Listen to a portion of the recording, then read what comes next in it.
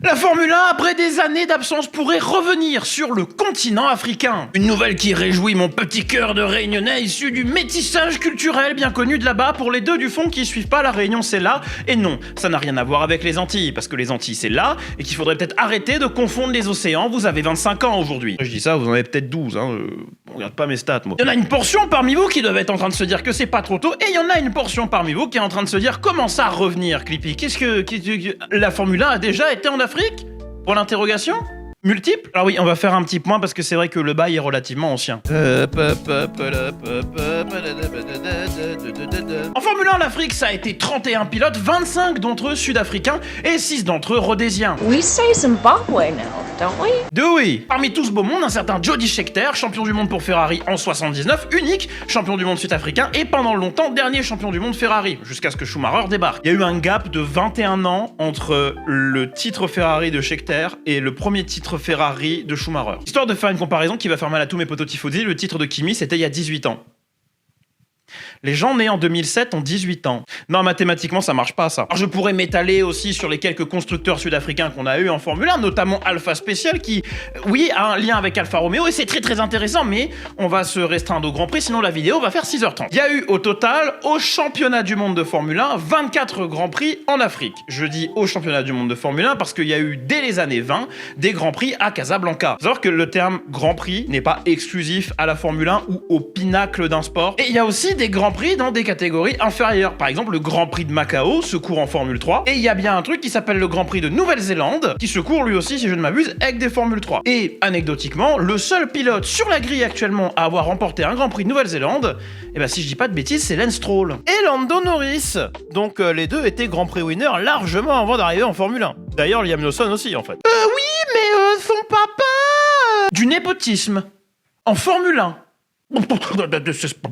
Bon, donc le premier Grand Prix qui se tiendra en Afrique et qui sera au calendrier du championnat du monde de la Formule 1, c'était en 1958 dans une banlieue de Casablanca que je vais pas essayer de prononcer de peur de fâcher mes frérots marocains. Et après ce Grand Prix tenu sur un circuit complètement débile tant en termes de sécurité que de vitesse max, donc un Grand Prix normal dans les années 50, la Formule 1 ne reviendra sur le continent africain qu'en 1962, date à laquelle ils poseront leurs valises en Afrique du Sud sur le circuit d'East London, un circuit que j'aime beaucoup mine de rien, parce que j'ai beaucoup joué sur R-Factor et je savais même pas que c'était en Afrique du Sud à la base. Après avoir skippé quelques années, en 1967, East London sera remplacé par un circuit qui va être extrêmement important pour le patrimoine africain en Formule 1, Kyalami.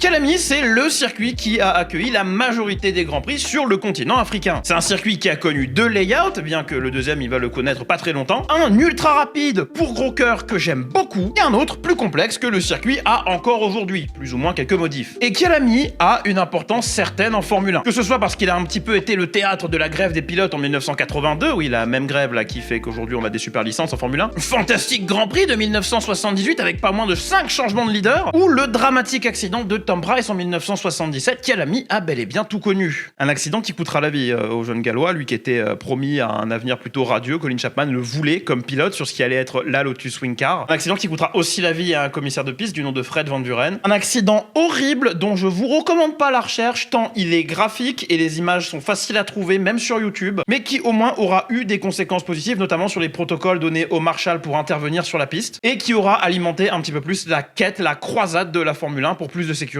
sur la piste. Et si on passe beaucoup de temps à se remémorer le souvenir de pilotes célèbres partis en piste comme Gilles Villeneuve ou Ayrton Senna, il serait bon de se rappeler avec la même sollicitude de tous les pilotes qui ont donné leur vie pour le sport que l'on aime tant. Parce que chacun d'entre eux a malheureusement contribué à rendre le sport plus sûr. Et d'ailleurs, si le sujet de la sécurité en F1 vous intéresse, je vous recommande de regarder un film qui s'appelle One Life on the Limit, dont j'aurais sûrement trouvé le titre français, je vous l'aurais mis sur l'écran là tout de suite, qui est non seulement un documentaire extrêmement bien branlé sur la sécurité en Formule 1, mais en plus, si vous êtes un nouveau fan et que pour vous, avant les années 2020, c'est relativement flou, ça vous donnera beaucoup de points de référence qui peuvent vous permettre de vous dépatouiller quand un trou du cul essaye de vous faire comprendre que vous n'êtes pas un bon fan parce que vous avez commencé récemment. En 93 aura lieu le dernier Grand Prix en Afrique qui sera marqué par la victoire d'Alain Prost, et depuis, que dalle, à part des discussions, que ce soit sous l'ère de Bernie Ecclestone ou l'ère de cette nouvelle FOM qui très encline à striker les créateurs de contenu en ce moment, mais rien d'autre que des discussions avec comme argument principal, comme fer de lance, le fait de retrouver un championnat réellement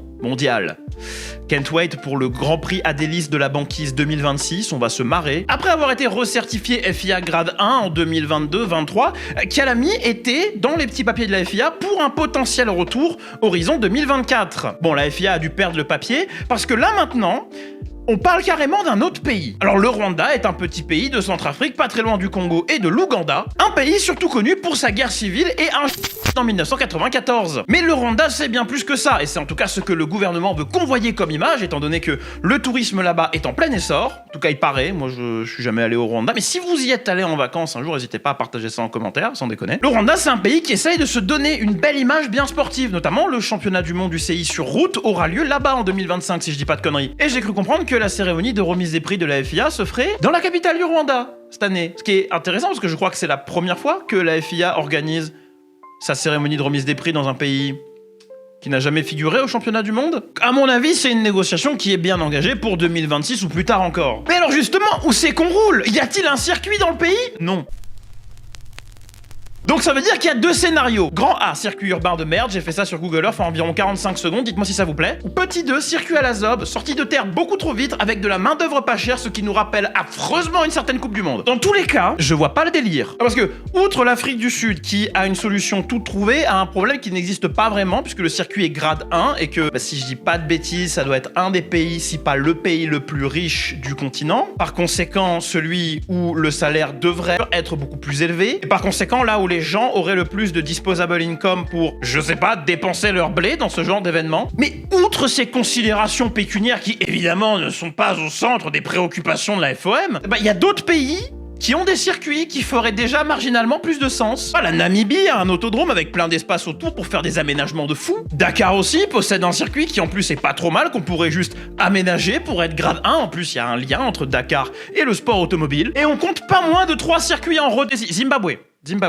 Zimbabwe, Jennifer Connelly a raison, on dit Zimbabwe maintenant. Alors qu'est-ce qu'on va honnêtement foutre au Rwanda? Y a quoi là-bas? Y a un intérêt commercial quelconque? Autant je comprends les baux de non mais le marché américain, faut capitaliser dessus parce que on capitalise sur le marché des ultra riches américains. Évidemment, on capitalise sur ce marché-là. Jean Michmuch qui veut son paddock access pour Miami, beaucoup plus important que toi ou moi qui voulons juste un accès tribune. Ça va nous coûter un SMIC. Il y a un léger lien sino-rwandais qui existe, qui est le seul truc que je peux voir de loin comme ayant genre un attrait peut-être pour de la jet set chinoise qui serait très contente de claquer énormément de blé dans cette histoire, mais j'en sais vraiment en capillotractant le bail, donc je vois pas le projet. Par contre, il est vrai que le Rwanda a énormément de terrain et une densité de population relativement faible en dehors des grosses villes. Ouais, tu me diras, le problème de la densité de population, c'est que c'est les populations recensées et il y a des pays malheureusement comme le Rwanda où c'est plus ou moins compliqué de recenser toute la population. Donc éventuellement, il y a peut-être un projet de faire du Rwanda the Motorsport Capital of the World en ayant des circuits partout, ici, là, genre je sais pas, foutez-moi Trial Mountain ici et Deep Forest là, on sera très content. Alors je sais que pour l'instant ce ne sont que des discussions. Stefano Domenicali a juste dit qu'ils étaient très sérieux. Il veut dire qu'il a dû voir des dessins, qu'il a dû voir un projet avec des datas financières projetées. Mais là où moi alors j'aurais une autre question, c'est il prend la place de qui? Genre de quel Grand Prix? Un des 3 Grands Prix américains par hasard? Ou peut-être est-ce qu'on aura un 25e Grand Prix? Alors, j'ai déjà évoqué le sujet du calendrier qui ne cesse de s'allonger de saison en saison. Et je sais que pour certains d'entre vous, c'est assez confus de se dire qu'un fan veut pas plus de courses par an. Mais la vérité, c'est que je veux vraiment pas plus de courses par an. Déjà, il y a évidemment un aspect qu'on a tendance à oublier, c'est que toutes les équipes ont des employés, que ces employés ont des familles et que tous les employés qui sont dépêchés sur les Grands Prix n'ont pas forcément le temps de revoir leur famille. Déjà, quand tu te tapes un double ou un triple header, tu rentres pas forcément au pays. Ensuite, il faut comprendre que toutes les équipes n'ont pas les moyens d'embaucher assez de staff pour faire beaucoup de rotation. Pour le bien du sport et de leurs acteurs, pas juste ceux qui sont sur la piste, mais ceux qui travaillent dans le background, effectivement, j'estime que 24 GP, c'est déjà beaucoup trop. On m'écouterait, on reviendra à 18 ou 20 Grands Prix maximum. Il y a aussi un phénomène assez vénère qui s'appelle le spectator fatigue, dans la langue de Jay-Z, ou la fatigue du spectateur, dans la langue de Molière. Et le même Molière qui a inventé des mots, là. La spectator fatigue, pour faire simple, c'est ce phénomène qui fait que vous décidez de ne pas regarder un Grand Prix cette semaine, parce que... Le même qui fait que je serai à l'ELMS à Spa-Francorchamps ce week-end. N'hésitez pas à venir dire bonjour si vous me croisez. Et puis aussi, il y a un truc qui est très vénère, c'est la dévaluation du prestige que c'est d'avoir un Grand Prix. Si on finit par arriver à des putains de calendriers qui font 25 courses par saison, vous vous rendez compte qu'on est presque à un Grand Prix toutes les 2 semaines à 25 courses par saison. Et vous regarderiez les 25 Grands Prix d'une saison? Même moi qui suis spectateur assidu, même moi qui me lève à 6h du SBA pour regarder le Grand Prix d'Australie, il m'arrive de skipper des Grands Prix, juste parce que non, ce week-end ça m'emmerde, je préfère prévoir autre chose. Et vu comment en plus il y en a parmi vous qui regardent le Grand Prix, une main sur la queue et l'autre main sur le téléphone, on se demande s'il y a encore des gens qui regardent activement le sport. Tout ce que j'espère, c'est que si Grand Prix du Rwanda Elia, si ça se matérialise, ça ne deviendra pas un autre Yeongam ou Bud ou Hanoï, ou n'importe lequel de ces grands prix qui s'est soit pas matérialisé réellement, soit pas assez longtemps pour qu'il laisse une marque dans le calendrier. D'ailleurs, j'en connais beaucoup parmi vous qui sont allés googler c'est quoi Yeongam et c'est quoi Bud. Merci beaucoup d'avoir regardé cette vidéo jusqu'au bout, sûrement plus long que les autres, ou peut-être pas, on sait pas. On a pris une petite semaine de vacances la semaine dernière. Ce week-end, je suis donc à l'ELMS, mais il y aura normalement une vidéo qui sort quand même, si le montage final est fini à temps, sinon ce sera pour la semaine d'après. On est sur twitch.tv/clippy_daclip_, où on fait des lives qui pètent toutes les 45 minutes approximativement parce que